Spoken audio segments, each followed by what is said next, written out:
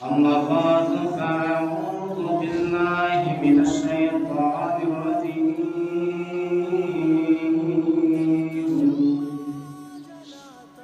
بسم الله الرحمن الرحيم.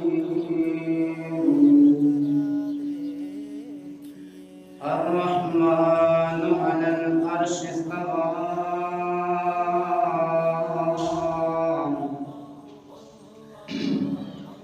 رب اشرح لي صدري ويسر لي أمري واحلل عقدة من لساني يفقهوا قولي.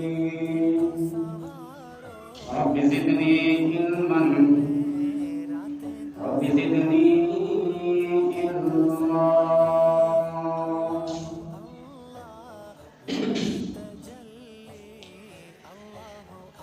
خالق کی عظمت پہ جب غور کیا اہل اثر نے، خالق کی عظمت پہ جب غور کیا اہل اثر نے، قرآن نے کھولا توحید کا روشن مضمون یہیں سے. جب عرش کا تذکرہ آیا تو جھک گئی عقل کی گردنیں. یہ مان لیا کہ وہ ذات ہے بالا سب سے. چیونٹی کے قدم کی صدا جس کو سنائی دے جائے، چیونٹی کے قدم کی صدا جس کو سنائی دے جائے، وہ خدا ہے. ہر ایک شے کو دیکھے سنے دور و نزدیک سے، وہ خدا ہے. جو سمجھ لے یہ عقیدہ وہی راہ نجات پائے، ورنہ لفظوں میں تو ہر بات بڑی آسان لکھی جاتی ہے. ہر قسم کی حمد و ثنا، کبریائی، بڑھائی، بہتائی، عطائی اللہ ہمارے کائنات کی ذات اقدس کے لیے. ان گنت بے شمار لا تعداد بے حد و حساب درود و سلام آقا کائنات سید الاولین والآخرین، امام اعظم، امام کائنات، امام المرسلین اور امام المجاہدین، سیدنا جناب محمد رسول اللہ صلی اللہ علیہ وسلم کی ذات اقدس کے لیے. حضرات محترم، اسلام صرف نماز، روزہ، حج، زکوٰۃ کا نام نہیں ہے، بلکہ اسلام کی جو مین چیز ہے، اسلام کی جو جڑ ہے، اسلام کی جو بنیاد ہے، وہ عقیدہ ہے. اگر بندے کا عقیدہ درست ہے، بندے کا عقیدہ صحیح ہے، تو تھوڑا عمل بھی نجات کا ذریعہ بن سکتا ہے. لیکن اگر بندے کا عقیدہ درست نہیں ہے، بندے کا عقیدہ ٹھیک نہیں ہے، تو پہاڑوں جیسے اعمال بھی ریزہ ریزہ ہو جائیں گے. پہاڑوں جیسے اعمال بھی بندے کے کام نہیں آئیں گے. اسی لیے آئمہ سلف فرمایا کرتے تھے، العقیدۃ اصل والعمل فرع، کہ عقیدہ اصل ہے، عقیدہ جڑ ہے، والعمل فرع، اور جو اعمال ہیں وہ شاخیں ہیں. اعمال فرع ہے، یعنی کہ جو آپ کا عقیدہ ہے وہ آپ کے اسلام کی جڑ ہے، اسلام کی بنیاد ہے. جب آپ کے اسلام کی جڑ، آپ کے اسلام کی بنیاد مضبوط ہوگی تو پھر شاخیں بھی کامیاب ہیں. جب بنیاد ہی مضبوط نہیں ہے، کامیاب نہیں ہے، تو اس کی شاخیں کامیاب نہیں ہیں. آج لوگوں کے اندر ایک جملہ بہت ہی خطرناک عام ہو چکا ہے. لوگوں کے اندر یہ جملہ عام ہو چکا ہے کہ اللہ ہر جگہ موجود ہے، اللہ ہر جگہ موجود ہے. یہ جملہ بظاہر اچھا لگتا ہے، لیکن قرآن و حدیث، صحابہ، تابعین، سلف صالحین کے عقیدے کے خلاف ہے. اب کئی جگہ اچھی ہوتی ہیں، کئی جگہ بری ہوتی ہیں، بے حیائی کرتے ہوتے ہیں، بیت الخلا ہے، یہ چیزیں یہ جگہ گندی ہیں، بری ہیں، کئی جگہ اچھی ہوتی ہیں۔ اب یہ سمجھنا، یہ عقیدہ رکھنا کہ اللہ ہر جگہ ہی موجود ہے، تو یہ بات اللہ کی شان، اللہ کی عظمت کے خلاف ہے۔ تو محترم بھائیو، اگر بندہ یہ عقیدہ نہیں رکھ سکتا، یہ جملہ نہیں کہہ سکتا کہ اللہ ہر جگہ موجود ہے، تو پھر بندے کو کیا عقیدہ رکھنا چاہیے؟ بندے کا عقیدہ کیا ہونا چاہیے؟ بندے کو کون سا جملہ ادا کرنا چاہیے؟ اللہ رب العالمین اعلان کرتے ہیں الرحمن علی العرش استوی، اللہ عرش پر مستوی ہے۔ اللہ خود اس بات کا اعلان کر رہے ہیں۔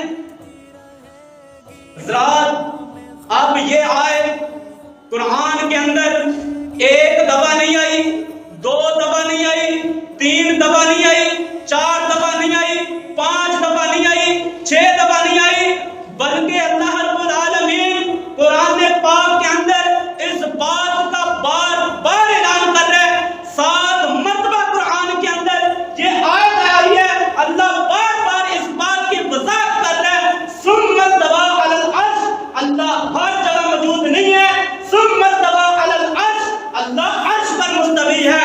سورۃ آیت نمبر 5 کے اندر، سورۃ اعراف آیت نمبر 54 کے اندر، سورۃ جناب الجنہ آیت نمبر 3، سورۃ رعد آیت نمبر 2 کے اندر، سورۃ الفرقان آیت نمبر 59 کے اندر، سورۃ سجدہ آیت نمبر 4، سورۃ الحدید آیت نمبر 4 کے اندر اللہ رب العالمین بار بار اس بات کا اعلان کر رہے ہیں ثم استوى علی العرش، ثم استوى علی العرش، اللہ ہر جگہ موجود نہیں ہے، اللہ عرش پر مستوی ہے۔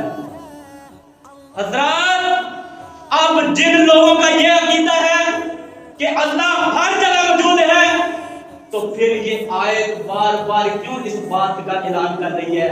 کیوں اللہ اس بات کی بار بار وضاحت کر رہے ہیں ثم استوى علی العرش، ثم استوى علی العرش، اللہ ہر جگہ موجود نہیں ہے، اللہ عرش پر مستوی ہے۔ أَأَمِنْتُمْ مَنْ فِي السَّمَاءِ أَنْ يَخْسِفَ بِكُمُ الْأَرْضَ فَإِذَا هِيَ تَمُورُ، کیا تم اس ذات سے ڈرتے نہیں ہو؟ کیا تمہیں اس ذات کا خوف نہیں ہے جو آسمان میں ہے کہ وہ تمہیں زمین کے اندر نہ دمسا دے اور زمین حرکت کرنے لگے؟ حضرات، اللہ رب العالمین نے زمین کو ضرور تمہارے تابع کر دیا ہے، جو کچھ تم چاہو کر سکتے ہو، لیکن اپنی منمانی نہیں کر سکتے، جناب اعلیٰ اکڑ کے نہیں چل سکتے۔ آج ہم زمین پہ ایسے چل رہے ہیں جیسے زمین کو پھاڑ تو نہیں ڈالیں گے۔ زمین کو اللہ نے آپ کے تابع ضرور کیا ہے، لیکن فرما برداری کرتے ہوئے آپ نے زمین پہ چلنا ہے، اکڑتے ہوئے نہیں چلنا، اپنے اللہ کی نافرمانی کرتے ہوئے نہیں چلنا۔ اللہ فرما رہے ہیں کیا تمہیں اس ذات کا ڈر نہیں ہے جو آسمان میں ہے کہ وہ تمہیں زمین کے اندر دمسا دے اور زمین حرکت کرنے لگے؟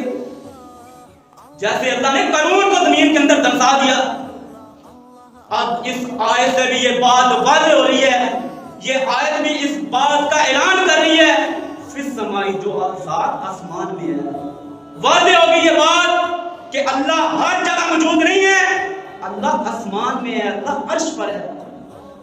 اور اللہ کے رسول صلی اللہ علیہ وسلم نے فرمایا الا تأمنونی وانا امین من فی السماء، اے لوگو کیا تمہیں مجھ پر اعتماد نہیں ہے؟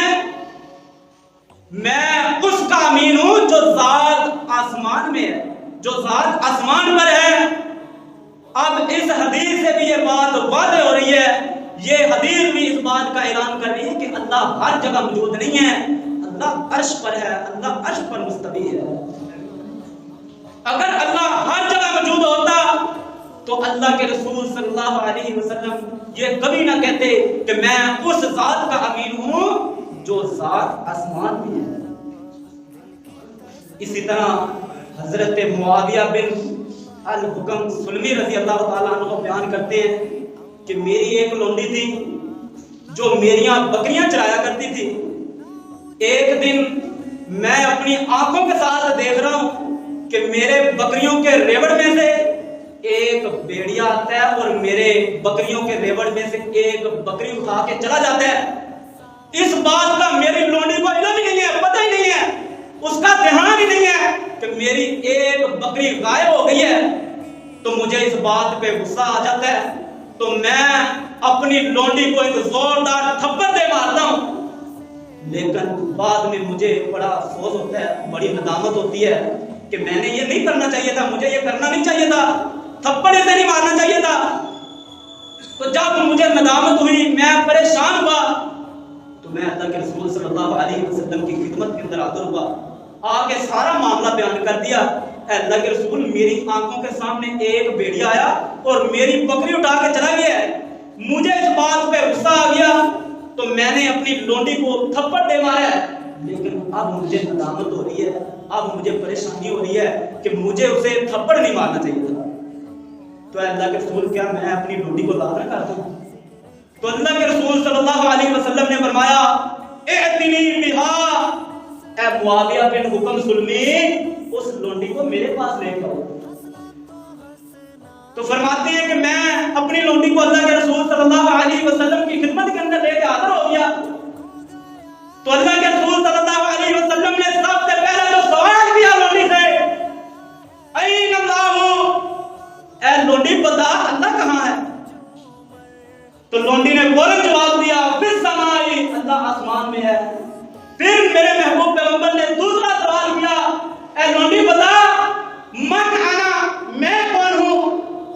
تو لونڈی نے فوراً جواب دیا، انت رسول اللہ، آپ اللہ کے رسول ہیں۔ تو اللہ کے رسول صلی اللہ علیہ وسلم نے فرمایا، آتِقُهَا وَإِنَّهَا مُؤْمِنَةٌ، اے معاویہ بن حکم سلمی، اسے آزاد کر دو، بلا شبہ یہ مومن ہے۔ حضرات، اگر اللہ ہر جگہ موجود ہوتا تو میرے محبوب پیغمبر کبھی یہ نہ کہتے اے معاویہ اس لونڈی کو آزاد کر دو، یہ مومنہ ہے، بلکہ اللہ کے رسول صلی اللہ علیہ وسلم اس کی اصلاح فرماتے، کیونکہ اس نے کہا تھا فی السماء، اللہ عرش پر ہے، اللہ آسمان میں ہے۔ تو محترم بھائیو، اب اس حدیث سے بھی، اس واقعہ سے بھی یہ بات عیاں ہو گئی، اس بات کی وضاحت ہو گئی کہ اللہ ہر جگہ موجود نہیں ہے، اللہ عرش پر ہے۔ ثم استوى علی العرش، اللہ عرش پر مستوی ہے۔ اور قرآن کے اندر اللہ اس بات کی وضاحت کر رہے ہیں، لیس کمثلہ شیء، کہ میری مثال کی طرح کوئی نہیں، میری مثال ہے ہی نہیں، کہ اللہ کسی کی مثل نہیں ہے، اللہ کی مثل کوئی نہیں ہے۔ ہر جگہ پہ موجود ہونا مخلوق کی صفت ہے، انسان کی صفت ہے، اللہ مخلوق کی طرح نہیں ہے، اللہ ہر جگہ موجود نہیں ہے۔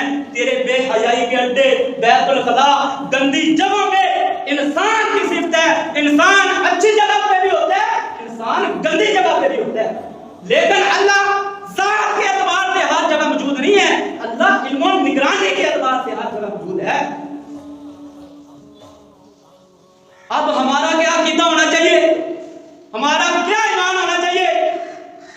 ہمارا یہ عقیدہ ہونا چاہیے کہ اللہ عرش پر ہے، اللہ بلند ہے، وہی اللہ سب کچھ دیکھ رہا ہے، سب کچھ سن رہا ہے، اللہ کا علم ہر جگہ موجود ہے، لیکن اللہ ذات کے اعتبار سے ہر جگہ موجود نہیں ہے۔ حضرات، اس بات کے اندر کوئی کمال نہیں ہے کہ میں اس دیوار کے پیچھے جا کر سب کچھ دیکھ کر آ کے آپ کو بتاؤں کہ اس دیوار کے پیچھے فلاں فلاں فصل ہے، اس دیوار کے پیچھے فلاں فلاں چیز ہے۔ اس بات کے اندر کوئی کمال نہیں ہے، کمال اس بات کے اندر ہے کہ اللہ عرش پر بیٹھ کے، اللہ ساتویں آسمان کے اوپر بیٹھ کے وہیں سے سب کچھ دیکھ رہا ہے، سب کچھ سن رہا ہے، حتیٰ کہ اللہ چونٹی کے چلنے کی آواز کو بھی سن رہا ہے۔ حضرت سلیمان علیہ السلام کے زمانہ کے اندر ایک دفعہ قحط سالی آ گئی، سب کچھ تہس نہس ہو گیا، تو حضرت سلیمان علیہ السلام نے ایک دفعہ ارادہ کیا کہ اللہ سے بارش طلب کی جائے، دعائے استسقاء کی جائے۔ تو لہذا ایک دن اپنے لشکر کو لے کے نکل پڑے صحرا کی طرف دعائے استسقاء کرنے کے لیے کہ اللہ بارش کر، اللہ بارش نازل فرما دے۔ تو اپنے لشکر کو لے کے نکلے ہی ہیں، ابھی راستے کے اندر ہیں کہ اچانک ایک چیونٹی کی آواز سنی۔ وہ چیونٹی اپنے ننھے سے پاؤں آسمان کی طرف اٹھا کے زمین پہ لیٹ کے یہ دعا کر رہی تھی کہ اللہ ہم بھی تیری مخلوق میں سے ایک کمزور سی مخلوق ہیں، اللہ ہم بھی تیری رحمت کے طلبگار ہیں، اللہ ہمیں بارش عطا فرما دے، ہم پہ بارش نازل فرما دے۔ حضرت سلیمان علیہ السلام کو اللہ نے یہ معجزہ دے رکھا تھا کہ وہ ہر پرندے کی، ہر جانور کی آواز کو سنتے تھے، اس کو سمجھتے تھے۔ تو جب حضرت سلیمان علیہ السلام نے اس چیونٹی کی اس آواز کو سنا تو فوراً اپنے لشکر کو روک دیا، وہیں سے واپس پلٹ آئے اور فرماتے ہیں کہ آج تم پر ضرور بارش نازل ہوگی، کیونکہ میں نے اللہ کی مخلوق میں سے ایک مخلوق کو ایسی دعا کرتے دیکھا ہے کہ جس کی دعا اخلاص سے بھری ہوئی ہے۔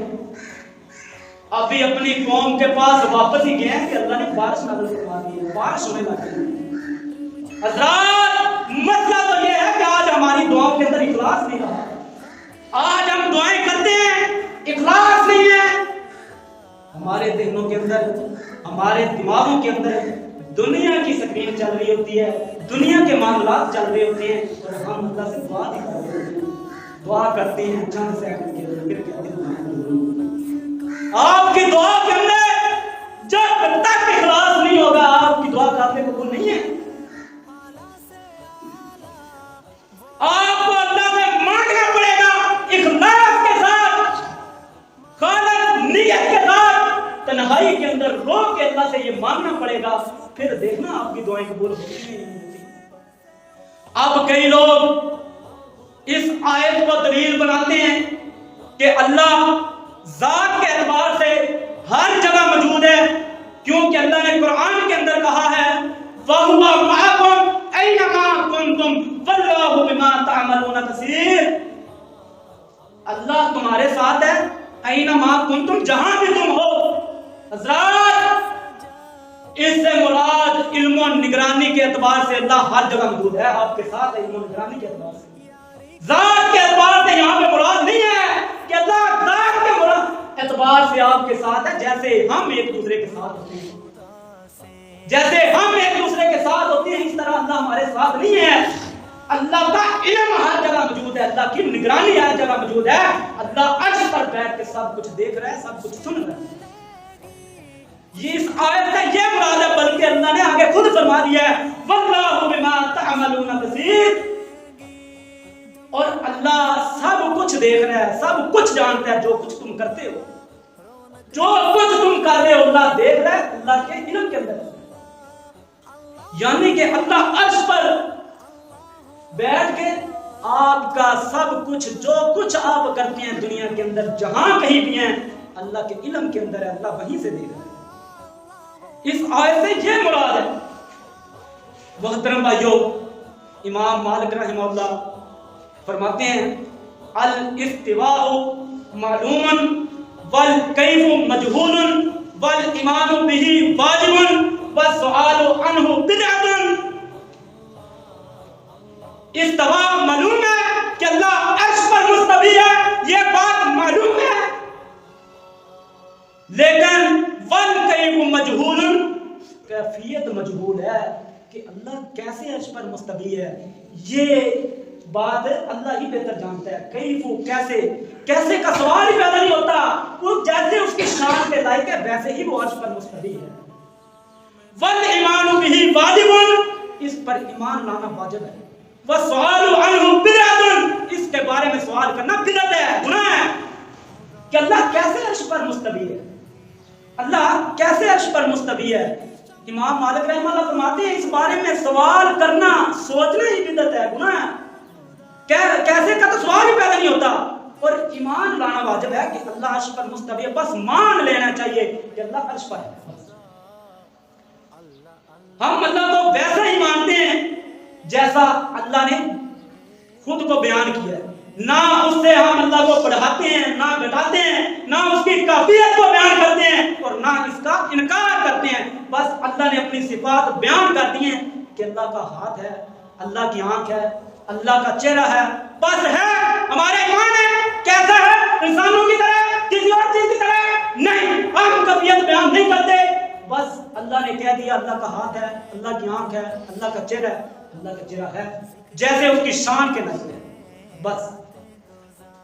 اور دوسری بات یہ بھی بیان کی جاتی ہے کہ اللہ ہر جگہ موجود ہے، کیونکہ اللہ ہر رات آسمان دنیا میں نزول فرماتے ہیں اور یہ دعا کرتے ہیں کہ ہے بھی میرا بندہ مجھ سے مانگنے والا، ہے بھی میرا بندہ بے اولاد، جو مجھ سے اولاد مانگے تو میں اس کو اولاد عطا کر دوں، اپنے گناہوں کی معافی مانگے تو میں اس کو معاف کر دوں۔ یہ حدیث پیش کی جاتی ہے کہ اللہ نزول فرماتے ہیں، اللہ کیسے نزول فرماتے ہیں؟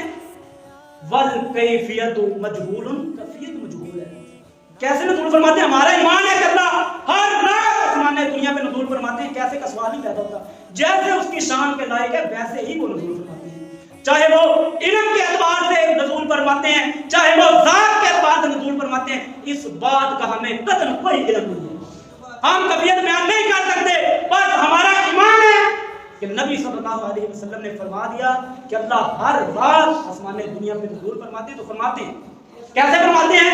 جیسے اس کی شان کے لائق، اس بات کا ہمیں کوئی پتہ نہیں۔ حضرات محترم، ان دلائل سے یہ بات واضح ہوگی کہ آج جو جملہ امت مسلمہ کے اندر عام ہو چکا ہے وہ غلط ہے، وہ عقیدہ غلط ہے کہ اللہ ذات کے اعتبار سے ہر جگہ موجود ہے۔ اب حدیث کے اندر آتا ہے کہ 3 بندے ہیں تو ان کے ساتھ چوتھا اللہ ہے، 2 بندے ہیں تو ان کے ساتھ تیسرا اللہ ہے۔